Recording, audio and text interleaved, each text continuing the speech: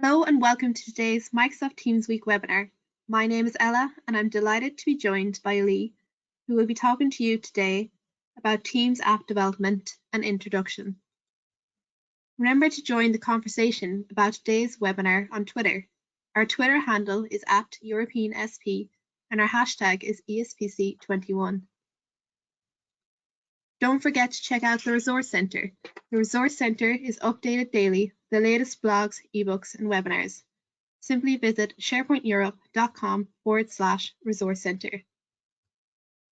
We'd like to thank Veeam for their support for Microsoft Teams Week. It's great to have them on board. Remember, you can win a €100 voucher from Veeam. Simply scan the QR code on your screen or check out the URL provided. Continue your Microsoft Teams learning by attending the European SharePoint, Office 365 and Azure conference next November. You can learn from the incredible Jeff Teeper all about Microsoft Teams and more. Simply visit sharepointeurope.com/pricing. Join us again in the new year for our first webinar of 2022. We will be joined by Douglas for strategies for implementing DevOps culture in Power Platform solutions. At the end of the webinar, we will have a question and answer session. Type any question you may have into the question window. Questions will be selected and answered at the end of the presentation. This webinar will be recorded and you'll be notified by email once it is available. And now I'd like to pass you over to our webinar presenter this morning, Lee Ford. Good morning, Lee. Good morning. Let me just share my screen. Perfect. Okay. Now I can see it. Okay, awesome. So so my name is Lee Ford. I'm based out of the UK. I'm a solution architect and I work for a company called Simity. And my day-to-day job is effectively developing apps for Microsoft Teams.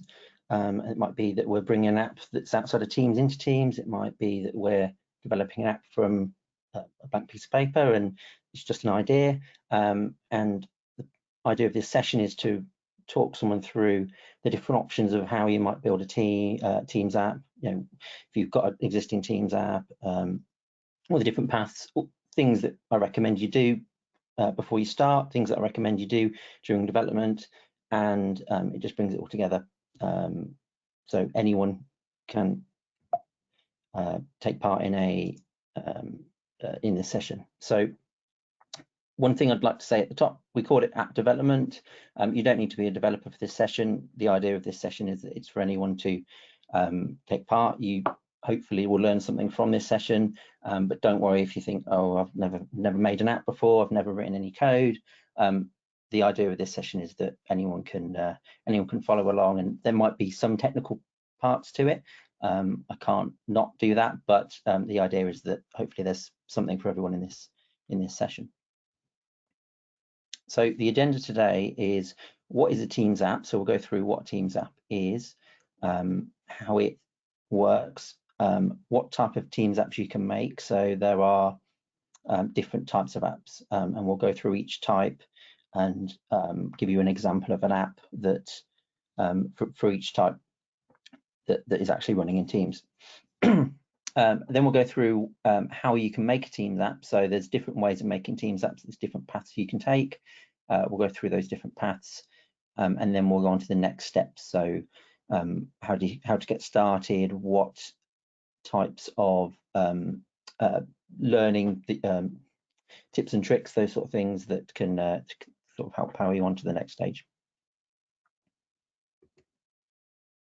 So first we'll go through what is a Teams app, and by this everyone probably already knows what Teams app is, but we're kind of just going into a little bit more detail on what Teams app is, what it isn't, how it works in the background, just to give you a better idea of what a Teams app actually is, other than clicking on a button in Teams and an app appearing. So we'll go through this now. So an application that can be used within inside of Teams. So as you can see on the right hand side here, we've got an app called Desk Booking. This is allowing someone to book a desk within an office, and this is a Teams app.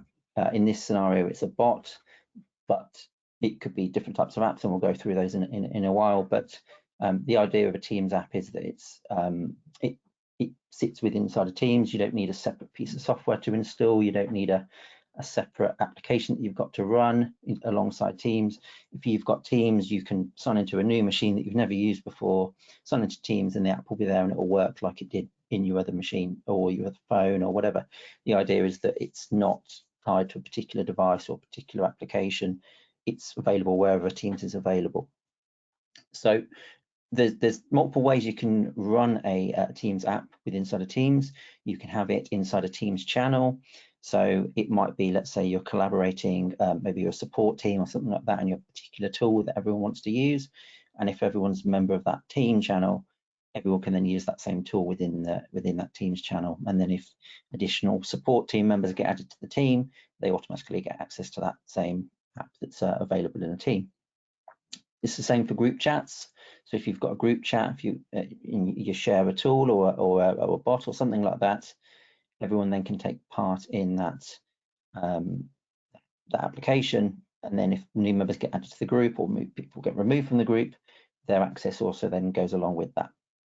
And then the other final way of having a Teams app is via what they call a personal app. So in this scenario, it's a personal app in that it's assigned to the user. It's not assigned to a team or a group chat. It's anyone within the organization can be assigned the app, and then it's pinned on the left hand side here where we have desk booking highlighted. Anyone can then access that. Anyone that has that on their apps list can then access that app irrespective of what team or what permissions they have. It's separate, so it's a personal app as they call it. So in this scenario where you're booking a desk, you don't really want to have that inside a team. You want that as a personal thing. You're booking a desk for yourself. You don't want that then being part of a Teams channel. Then we have the different types of apps that we're going to cover. So we've got things like bots, we've got tabs, we've got meeting add-ons, and we'll cover those off sort of as we go along. So what makes up a Teams app? And I did say that we're not going to be sort of going into developer mode and going through code and whatnot, but this is effectively actually what a Teams app is. When you go on the App Store in Teams, or whether you click on a button in Teams, it's actually just effectively a descriptor of what the app is. So it's got the icon, it's got the color that's used, it's got where the help button goes, where the privacy link goes to. And the idea here is that the app itself in Teams, all the apps in the App Store in Teams are not actually apps. That effectively the description of the app and where the app lives will be different. Okay, so what is a Teams app exactly? And this is kind of getting a little bit technical, but what we're going through here is we've got different types of applications, and effectively the way a Teams app works is it's that the app itself doesn't sit within Teams. Even though it's called a Teams app, as we mentioned on the previous slide, it's just a description of the app. The app actually sits outside of Teams. It's hosted in a different service. So in this scenario, I've got Azure Web Apps, Azure Bot Services, Function Apps, Power Apps, and SharePoint, and obviously there's many more. Ultimately, you can host the app where you want using whatever technologies you want, as long as you then push that, you direct that Teams app manifest file that we had on the previous slide to the relevant service that you're hosting. So you might already have an existing app that you've got hosted in a particular, let's say Amazon or wherever, and you want to then make that a Teams app. You can do that. You're not hosting the app in Teams. You haven't got to create a separate app that only sits in Teams and isn't hosted anywhere else. You're kind of free to do what you need to do. So we'll go on to the next slide, if my computer lets me. There we go. So we'll just go through now what happens. We've got a user opening an app in Teams. The user then is redirected to your hosted application, and then it's the hosted application handles the request. So this is effectively just going through the flow of someone clicking on the button to open up an app. It then gets sent to your actual hosted app that's outside of Teams, just to sort of reinforce the point that it's not within Teams. So what a Teams app isn't, and we've kind of just covered the first point here, that it's not hosted in Teams. It's just a gateway to wherever your app is, wherever you host it. It's up to you, whatever technologies you use, it's up to you. It's just not it's not, when you think Teams app, you think, oh, I've got to install it in something in Teams and it's hosted in Teams, and it's not that scenario. So one scenario might be, you might have an application that's hosted across multiple organizations, and you then haven't got to install a separate instance of the application in each organization's Teams. You can host it wherever you want and then point each organization to the same hosted service.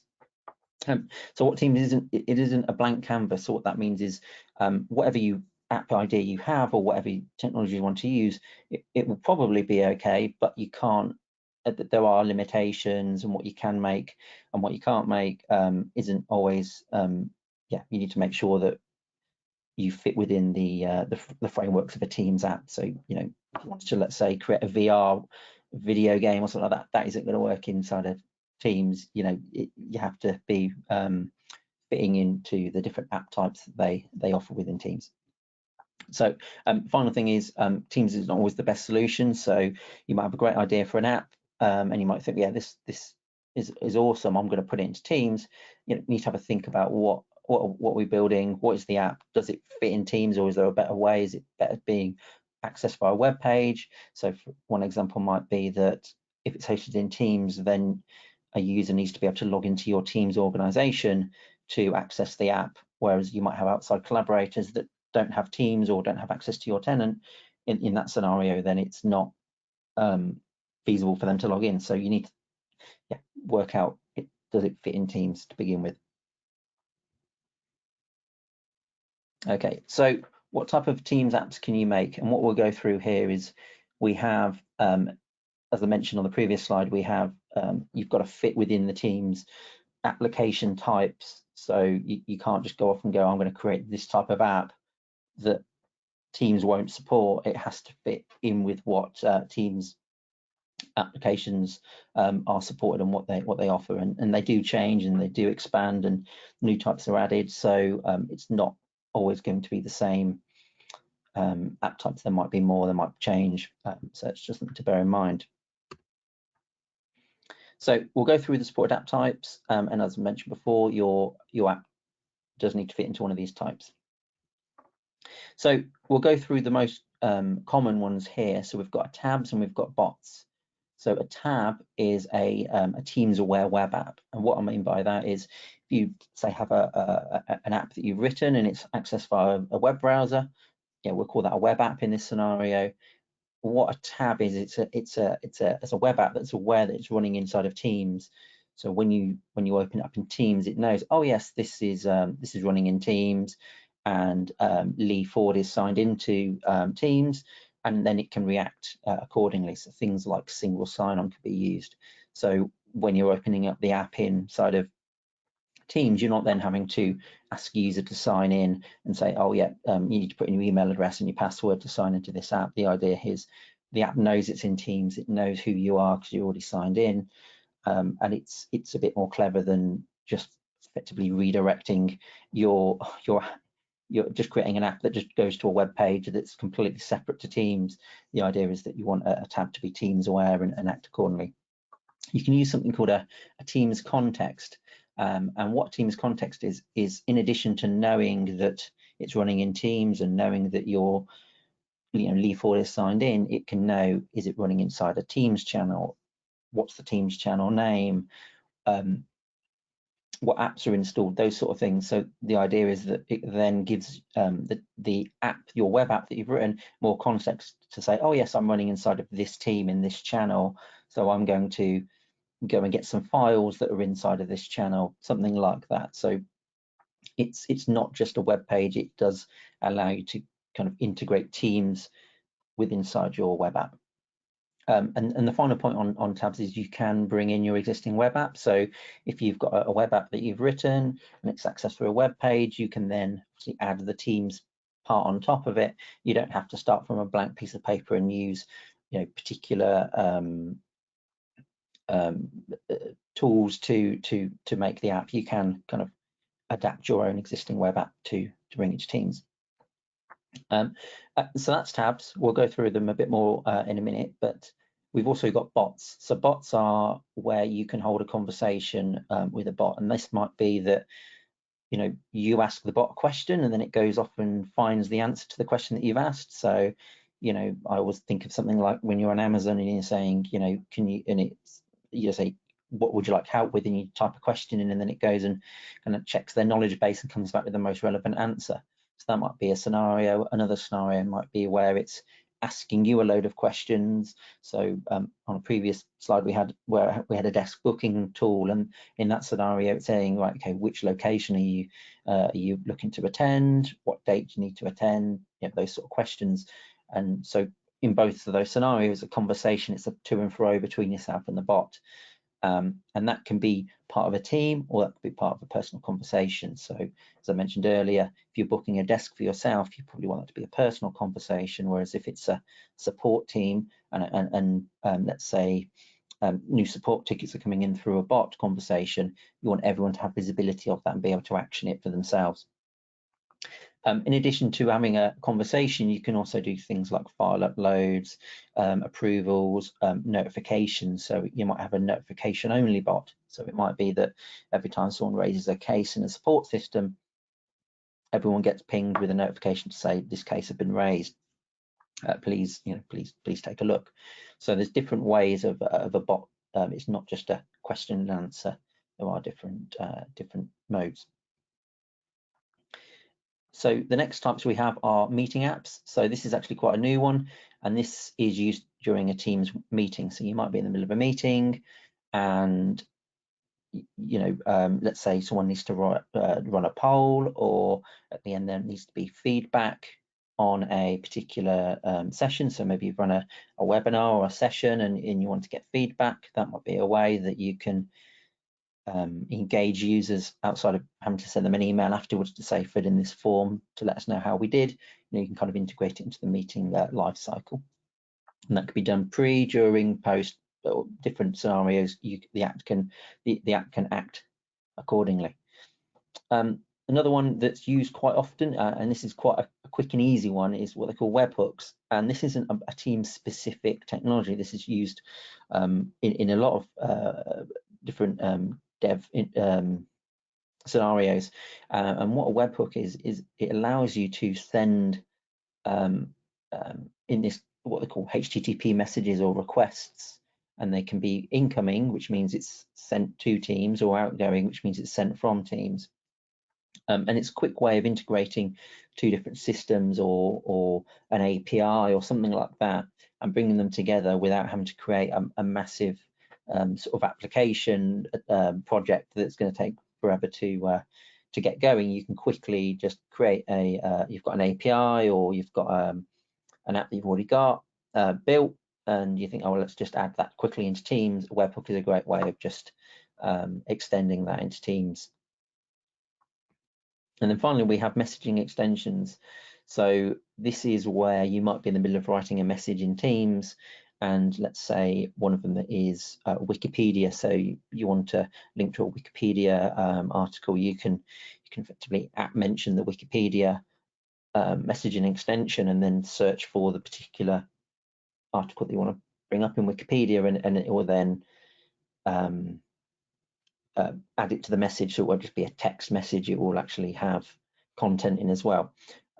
You can add things like forms, you can do message actions, you can link and furl. So what that means is if you put a web link into the chat, it will then go off and find the content from the web link and add it to the message. You can do things like praising people. Those are all messaging extensions there. They're extending the standard just text message that you would use within Teams. So we'll go through the different examples here. So this is a Teams tab. So in this scenario, we've got the desk booking. So this is actually the same app that we showed earlier with the bot. In this scenario, we have a tab, and in this scenario, it knows it's done single sign-on, so it hasn't actually asked me to sign in. I've gone straight into the app and looked at. It knows my bookings because it knows I'm Lee Ford, and it's brought up my details. So that's the Teams app, tab app. Next one is a Teams bot. So this is the same bot, same app that I just showed you on the previous slide. In this scenario, we've got a conversation going on, and this is using something called adaptive cards, which I'll mention later on. But this is where it's asking questions like, when's your date, what's the desk you need, and then asking me to confirm the booking. It's a conversational bot. Again, this is a Teams bot, and it's got a native sort of Teams look to it. And then we've got a Teams webhook. So this is one where I was talking about, it's quite easy to prototype a application. So in this scenario, I'm calling a weather API here in the UK, and effectively calling an Azure function, which is a web service, and then that's then calling the API and then returning the weather details to the Teams conversation.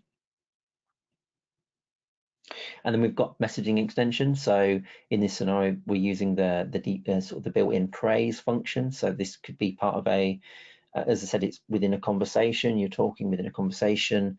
You can then click the praise button, add a personalized note, add the person that you're praising, and then send it. And then that will then appear as a message within the channel to praise that person. So that's what they call a messaging extension.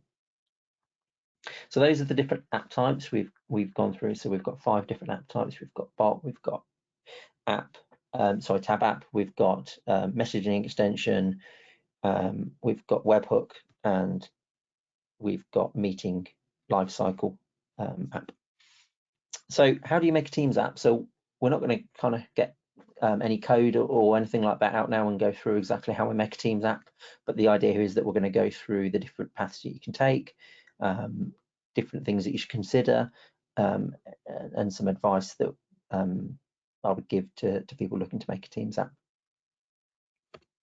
So first thing is, there's no right path to take. So I think it's not everyone is going to want to start writing code, and nor should they really. So the idea here is that you go through and do what you think is right, or what think fits your path. So the idea is that I'm not trying to force you down a particular path to take, but what I will do is I'll highlight each path, and you can then make a decision on which one is the best for you. So common ones are what they call low or no code and full code. So low/no code is where, in this scenario, you're using the Microsoft Power Platform to create your Teams app. So what this allows you to do is quite quickly get an app up and running and out the door with easy to use tools, great documentation, and you don't need to be a developer to get started. You know, if you've never built a Teams app before, you've never built any app before, this is a great way of just, okay, let's see what I can do. Let's see how easy it is. And you know, I've got an idea. I'm not a developer, but I'd still like to make the app. This is where Power Platform is absolutely great. One thing to bear in mind is there are some licensing restrictions. So you do need to make sure that, you know, if you're going to build an app and you're going to send it out to tens of thousands of people, you need to make sure that, obviously, from a license perspective, you're set up to do that, and you know, factor in the cost that might incur. So from a full code perspective, the idea here is that you can use whatever programming language you feel comfortable using. As I mentioned on quite a few slides back, there is the concept that your app is written by yourself or hosted outside of Teams. So, you know, if you want to write a particular language, you know, you want to write it in Rust or Go or TypeScript or C# or whatever it is, you can do that.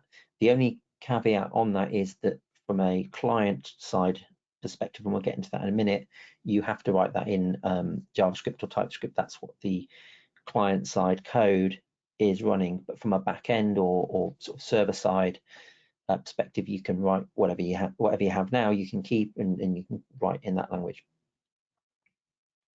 So the final option is Fusion Dev. So this allows you to effectively marry up the Power App or the Power Platform with the sort of the custom or full code development. So it might be that you have from a UI point of view or from a client side point of view, you know, Power Apps is the way to go. That's what you're most comfortable with, making a UI and coding it. But from a server side, or what they call a back end point of view, you might already have that app written and being used elsewhere, and in that case, it doesn't make sense then to reinvent the wheel and develop another app sort of server side in Power Automate or whatever. The idea here is that if you've got something that's already useful, you don't need to go, I'm only going to do Power Platform, I'm only going to develop everything from scratch. You can mix them up and yeah, to get the best results. So we'll go through low stroke no code in a bit more detail. So what we've got here is Power Platform, and it's a way to quickly create an application. I mean, I say quickly, it's not always quickly, it depends how complex your application is. But the intent here is that you're not having to learn a programming language, you're not having to learn all the different limitations with different programming languages and you know, having to host something yourself. The idea here is that it's all within a self-contained environment. It's all within your tenant. You don't have to host something, you don't have to spin up any servers.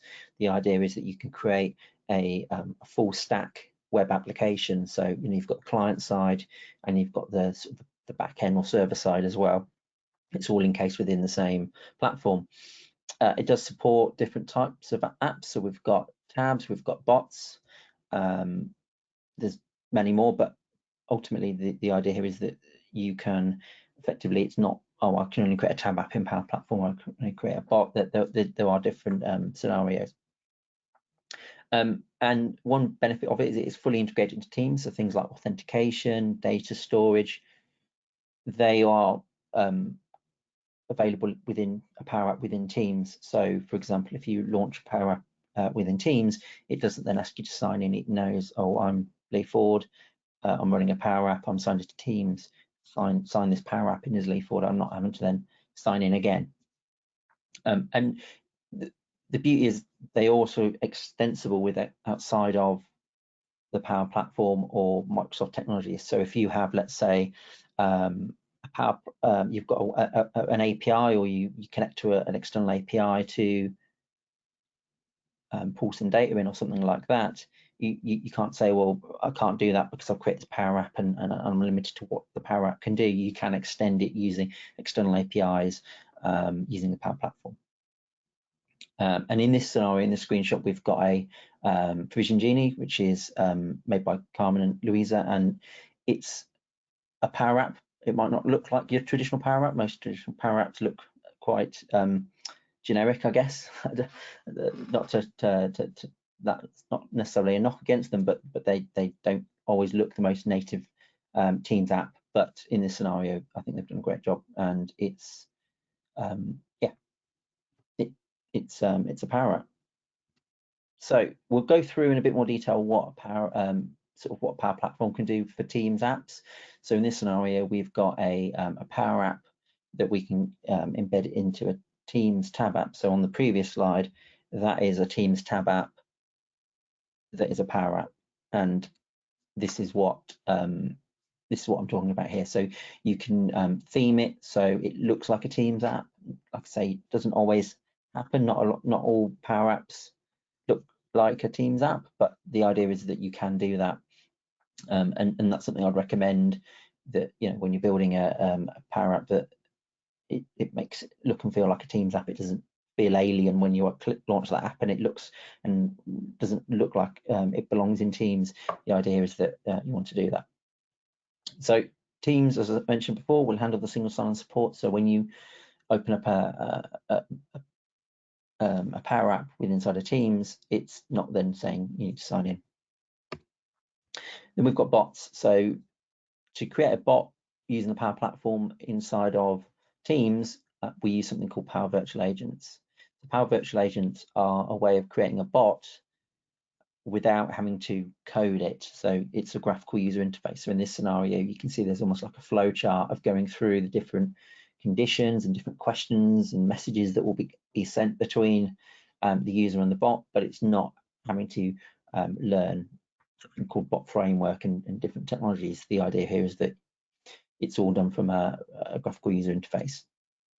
And from this app, you can then expose it into Teams, you can expose it into like the web. So if you wanted a web chat, and the idea is that you just add the Teams channel to the existing bot that you already have, and then that then appears in Teams. And the beauty of it is that the Teams UI comes across as well. So when you're conversing with the bot inside of Teams, it doesn't look like it's outside of Teams. It looks like a normal Teams conversation, and I think that's important. So last thing really on the Power Apps or the Power Platform side is data store. So where are you going to put your data? Where are you going to? So you've got this app and it's taking a load of data from a user. Maybe it's asking some questions in a form, and then you need to store that data somewhere. Where are you going to put that? Now, one option is you can put it in a SharePoint list or something like that. That's perfectly valid. Another option is you can use a Dataverse. Dataverse is effectively a relational database that's hosted within Power Platform, and it allows you then to connect your different aspects of your application to together using a database. So for example, one scenario might be is that you have an app in Power App in Teams. It asks some questions, you submit that form, it gets then stored into Data Store. Maybe then from Data Store you've got a Power Automate flow or something that's then taking that data and doing something with it, maybe sending an email out, maybe creating something, whatever it's doing, and then that's then also connected to the same Data Store data, and maybe once the process is finished, it then changes some other data in the Data Store, and then that then appears in the app when the app is accessing Dataverse through the Power App. So another thing to just quickly mention is when you have a Power App or a bot installed in a team, it automatically creates a Teams version of the Dataverse. It's limited, I think, in size. I think it might be 1 GB or something like that. But there is a standalone Dataverse version available as well. So if you did say, well, actually, we need more data, or there's a limitation to what we can do with the Teams Dataverse, you can also then create a separate type of Dataverse. So that's Power Platform. We go through full code now. So in this scenario, I've got a Teams tab app that's running, and in this scenario, we're creating a team, or we're requesting a team, and it's then going through and pulling all this data in. And this is not a Power App. This is using Teams UI, but it is a full code solution. So in this scenario, I've requested a team, and it's then going off and creating it. So this is the client side code. So in this scenario, as I mentioned before, you can use your own language to create this server side and effectively most of the application, but from a client side point of view, it has to be written in JavaScript. So you have to at least be familiar with JavaScript if you're going to go down the full code solution for the client side. And this is, again, going back to where I mentioned about being a Fusion dev. You might have that you've got your sort of server-side code written in whatever language you want to do, and that's fine. But then when it comes to the client side, maybe you're not familiar with JavaScript, or you don't really want to use that, and you think, well, actually, we'll have a Power App. That's a perfectly valid approach as well. So to help you with this client side, obviously you need to know JavaScript. There is a JavaScript client SDK, so that goes back to what I was talking about, where the SDK then allows you to do things like single sign-on and know that your app is running inside a team. So if you've got an app that's hosted and it can be accessed via the web, it might behave differently than access through Teams, and it goes, oh yes, I know, you can see you're signing as a user in Teams, and act accordingly. There are different frameworks. So you've got SharePoint framework, got different technologies to allow you to develop the app. So it's not just the client SDK and then you've got to do everything else yourself. There are additional tools to help you get started. And as I mentioned before, you can host the code wherever you see fit. So if you go, we host it in Amazon or we host it in Azure, wherever, this client-side code doesn't have to actually reside anywhere in particular. You can, as long as teams can access it, then you're good. From a server-side point of view, we have this is kind of very much boiled down to a client and server-side interaction, but effectively what this is saying is we have the client-side code, we have the client UI that I mentioned on the previous slide. That's all fine, and effectively what's happening here is that you host it. In this scenario, I've got a function app as an example. That could be whatever you want it to be, and the idea is that the client is then making calls to your server side. So things like, bringing down some orders for your sales team or something like that. You log in and you're part of the sales team, and it will just list all your orders that you've got outstanding or you've made or whatever. And the idea is that is stored server side, and the client side is then effectively making a request via. So yeah, this is no different to any other sort of full stack web development, really. I think it's more just to highlight that Teams doesn't behave any differently to any other app in that scenario. So as I mentioned, there is no right path. So I've kind of hopefully tried to highlight that that there are different options. You don't have to be, someone that wants to code, and if you're more comfortable with looking at the Power Platform, then that is perfectly valid. You can create apps, and there are apps out there that absolutely do that. So having said that, what path should you take, or what path do you take? And I'd say it depends, and that's always a bit of a cop-out, but and what I'm about to say now isn't, this isn't really advice. It's more just what I think I would do if I was in that scenario. But obviously you're welcome to do whatever you want to do. So so if I'm new to app development, I'd probably try the Power Platform first, just because it's, even if you don't end up making the app there in the end, it's a great way to get started and learn sort of the technology, and it's a great on-ramp to kind of get your first app out the door, and then maybe from there you think, okay, the next app I'm going to code myself, or I'm going to use Power Apps again, or whatever.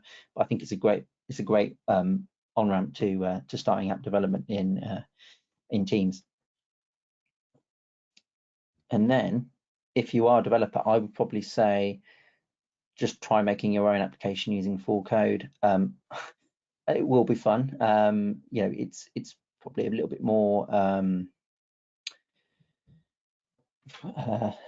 technical is probably the wrong word, but it's there's a bit more to consider. It's not as guided, so you do have to kind of think for yourself a little bit more than, whereas the idea of Power Platform is that it is a nice gentle on ramp, and it kind of, the documentation's there. It's a great way to get started, whereas this is a bit more difficult. But if you're already a developer, you probably already know that, and you're probably familiar with building out from scratch already.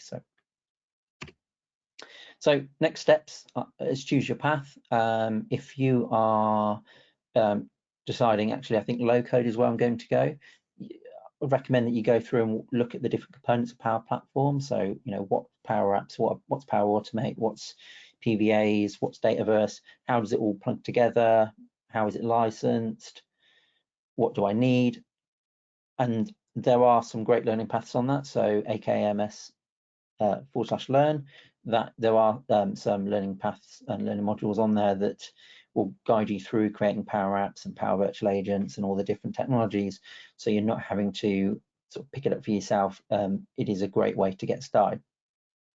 From a full code point of view, like I say, you do need at least some basic understanding of JavaScript for the client side. So whatever you decide to build for your sort of server side or back end technology, that's absolutely fine. But when it comes to client side, you're going to need to know some JavaScript to create the UI. And again, there's some learning paths on there. If you go to akms.com/learn, there's some Teams development learning paths, and that will go through lots of different technologies and different languages and whatnot to get you on your way. One sort of extra benefit is there are Teams app samples. So if you wanted to code something, and actually, to be honest with you, it's the same with Power Platform. There are samples as well. But I've linked a couple here that just go through. So if you've got a particular idea or you're not sure how something works, like how do I program a bot to work with Teams, one of these links will have a sample that goes through this, and you can then look at the code and go, oh yes, I write in JavaScript, show me a conversational bot in JavaScript that works with Teams. That will then give you an option to go down that path. So here's some top tips to help you get started. And the first one is before you look to make something, make sure it's well thought out idea. So the idea here is that don't sort of come up with the idea of the app and kind of flesh it out before you go, okay, we're going to go down Power Platform, or we're going to code it ourselves, and we're going to use X, Y, and Z. Work out what the actual app is. Is it a good idea? Does it make sense to be in Teams? How are we going to do these different tasks? Can we do them? Is there a limitation? Work those things out before you get started, because what you don't want to do is get halfway down the road and then realize, oh, actually I can't do that using the path that I've taken, or using the technology that I've chosen. And what you don't want to end up is in a position that you then have to sort of go back, walk it back and go, oh, actually now let's do this instead, and waste a lot of time and energy. So the idea is work out what you want to do, how you want to do it, what technologies you want to use, and then once you've got a great idea and you've sort of thought it all through, then get started. Don't get halfway down there and then realize it's the wrong path. So another one is make your app look like it belongs. So see a lot of apps in Teams that don't look like Teams apps, and for many people that might be fine, but for me, if something's running in Teams and I want the user experience, when someone opens up an app in Teams, it just feels an extension of Teams. I don't want it to sort of be jarring. Oh, this looks different, and it's asking me to sign in, and all the buttons look different and the fonts are different, and it just doesn't look like a Teams application. And to help you on that journey, there are different ways to sort of push you along. So there is something called the Teams UI Toolkit, which is a Figma. If you're familiar with Figma, it's effectively a design document, and just goes through all the different colors that are used, different shades and different fonts, and how a button should look, and what the radius of a curve of a button should be, and all those different things.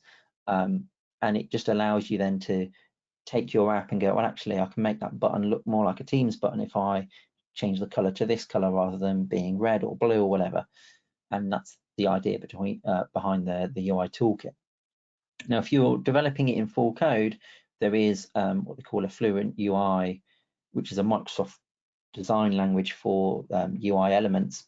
And there's something called the North Star, and the Fluent UI North Star is effectively a Teams framework that allows you to then code or create a client that looks just like the Teams client, so it looks just like a native app. And actually, I think Teams itself is using the Fluent UI North Star, so it's pretty much an extension of Teams at that point. From Power App's point of view, you can use Fluent UI theming, so you can make your components and controls look just like a Teams app. And again, I recommend that because it's quite jarring to go from a Teams app to then use something inside of Teams that doesn't look and feel like a Teams app. So another tip is, if you're not already, use a M365 developer sandbox. So this is a great way of building out your app without having to shell out for a load of money. So if you've got something that you want to test with, and you're worried that it's going to break your production environment, or you want to develop it outside of your production environment, or maybe you don't have permissions in your production environment, this is a great way of spinning up a a tenant with some E5 licenses, 25 users. You can add loads of sample content as well, and it's effectively a free Office 365 tenant to be able to develop your app outside of the limitations of your production environment. So another one is learning about Auth. So specifically in Azure AD, so that's what Microsoft Teams uses for authentication. And this is probably a whole session on its own, going through Auth and what it is and how it works, and it's not an easy topic to cover or comprehend to begin with. But once you do kind of work out what it is and what you need it for and how it works, then it makes your life a lot easier. So I think the key topics really are learning out what Auth is, what Auth-N is, so authentication or authorization, what they are, how they're different. So authentication is validating that I am who I say I am. Authorization is then saying, okay, you are Lee Ford, but you can do these things, but you can't do these other things, and that's authorization. And they're both important when you're building an app in Teams or even in Azure AD, really, that you're granting the users the required permissions, but no more than that. So another thing about Auth is making sure that you're using Teams SSO. So in the scenario of opening up an app, you might need to then authenticate that person is who they say they are, assigned to Teams, and then perhaps maybe you're assigning permissions to them. Say, okay, yeah, you fired up this app, you're Lee Ford, I know you're Lee Ford, you can do these 3 things. And that's all beauty of Teams SSO. You're not having to then have a user sign in and sign into your app on top of Teams. And there is a learning module on this, so I'd recommend covering that before you go too far into authentication. So another one is using adaptive cards. So adaptive cards are a great way of theming UI components or content or maybe a form or whatever into your Teams application. So in here I've got the example of the webhook I did earlier, where I was effectively mentioning at weather, give London, and then it's returning an adaptive card with London in the response, and that's an adaptive card. Similarly to the bot conversation we had earlier, that's an adaptive card with buttons from an adaptive card. And the beauty of adaptive cards is it's not limited to a particular technology. So you can use it in Teams, you can use it in Outlook, you can build it put into your own application, your own sort of framework if you wanted to. But the idea is it's consistent with wherever it's running. So if it's in Outlook, it looks like an Outlook card. If it's in Teams, it looks like a Teams card.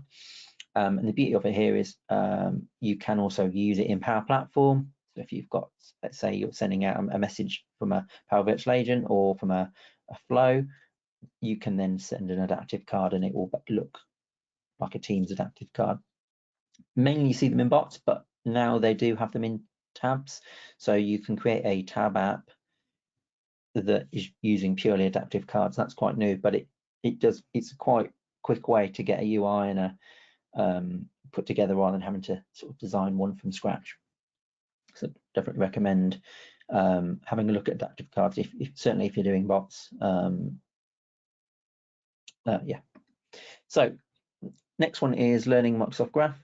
So Microsoft Graph is, you might have heard of it, you might not, but it's effectively a powerful way of getting information out of Microsoft 365. So it might be your emails, it might be files, it might be your to-do list, whatever it is, that's all stored within Microsoft 365, and Microsoft Graph is an API that brings all that together, so you don't have to have different API for OneDrive and a different API for Outlook and To-Do or whatever.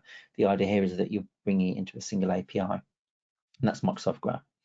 And you can use this within your applications. So for example, if you sign into a Teams application and you want to list your agenda that we've got down here in the Toolkit Playground, you can then bring your agendas directly into your app. So you're not having to code all of this, it's kind of pre-done for you. There are SDKs as well, so if you want to sort of custom code something, you can do that with JavaScript, TypeScript, Python, Go. There's others, I suspect, but the idea here is that you can then kind of code Microsoft Graph into your application. So it's not prerequisite to developing a Teams app, but I suspect whatever idea you come up with, you'll probably want to leverage Graph at some point. So I would definitely recommend having a play at least and just working out what it is and how it works and how it links into your application.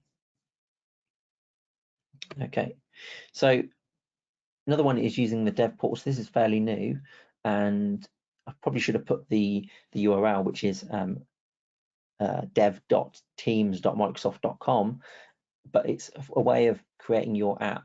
So this isn't the app as in the your coding or your Power App, whatever. This is the app icon that I mentioned right at the beginning, where it's a file that is generated and it's got an image and it's got a description, and effectively this allows you to create all of that rather than having to manage that JSON file. You can just effectively fill in this form and it will end up generating an app for you, and then that links to your actual app in Power Platform or Azure, wherever you host it. And the beauty of it here is you can also then publish this to your organization, or you can publish it to the Microsoft Teams store for other organizations to use. So yeah, definitely recommend using this tool. It's really cool. And then the final thing is, don't be afraid to ask for help. So if you're stuck on something, or you're not sure how something works, or something isn't working, don't be afraid to ask for help. There's lots of people out there in the community, myself included. Just reach out to people on Twitter. You've got Microsoft Tech Community. There's other ways getting in touch with people, but the idea here is that don't kind of sit there all alone trying to work something out when someone might have the answer ready for you, and be more than happy to help. So I think the idea here is that don't get stuck and going, oh, okay, I'm not gonna develop an app anymore because I don't know what I'm doing, or I'm stuck. And then you've got the Sharing is Caring initiative, which is a way of people sharing their content, sharing their time, sharing their expertise with others in the form of samples of code or samples of Power Apps, written articles, blogs, and then there's regular calls to go through different changes or updates or new technologies and demonstrations within the Microsoft 365 environment, and in a lot of cases that's within Teams. And that's it. So yeah, thank you for attending the session. If you've got any questions, then yeah, please do reach out. Thank you very much. We have some in, so I can ask some quickly. Someone asked, is it possible to put controls or limits on the amount of bots someone uses in your organization? I don't believe so. So I don't believe there's a limitation. Obviously, when you deploy a bot into an organization, you can limit it to a team. So obviously, they'd have to be a member of that team, or you can limit it to, if it's a personal bot, you also can then limit it to certain users. So if you want to give out a particular bot, but the whole organization doesn't need it, you can then limit it to a subset of those users. But I don't think there's a limitation on you can only have 5 bots on your per user or something like that. I don't think there is. And then someone asked, can you give different permissions within a bot to different users? So typically the permission for bots is that a user signs into a bot, or that's already signed in, and they're using the bot. That there isn't really any bot permissions as such. Typically what you would do is you would handle that yourself within your application. So for example, within that desk booking scenario I showed, there's a role for people that are allowed to cancel bookings, and that's done. So what we do is we validate, we have a list of users that are allowed to cancel bookings. So someone goes to cancel a booking, we check if they're on that list and then say yes you can or no you can't. But that's not a built-in control within the bots. Perfect. And then we'll end on a nice one. Someone just asked, what's your favorite bot in Teams? I like the ice. I don't know if it's still called the Icebreaker bot, but I do like the Icebreaker bot, which is where it's a Microsoft built bot, but you can put it in your own tenant. It's a way of it will send a message to someone that you maybe don't contact within your organization, and just set up it basically breaks the ice. It just allows two people to talk that maybe don't talk or haven't talked in a long time, and just kind of bring them together. So I think that's probably my favorite bot that I've seen. Cool, that does sound cool. Just from ourselves, massive thank you for joining us today and wrapping up our Teams week and giving us your time. So thanks very much, Lee. No worries at all. Thank you. Cheers. Oh, one person there would have said that was a great presentation, just in big capitals, so they're very happy. Oh, okay, that's good. That's good. Do you know how many people we had attend? And we had 32, and then a few were dropped off at the end, which is usually the way. Oh, okay, that's good.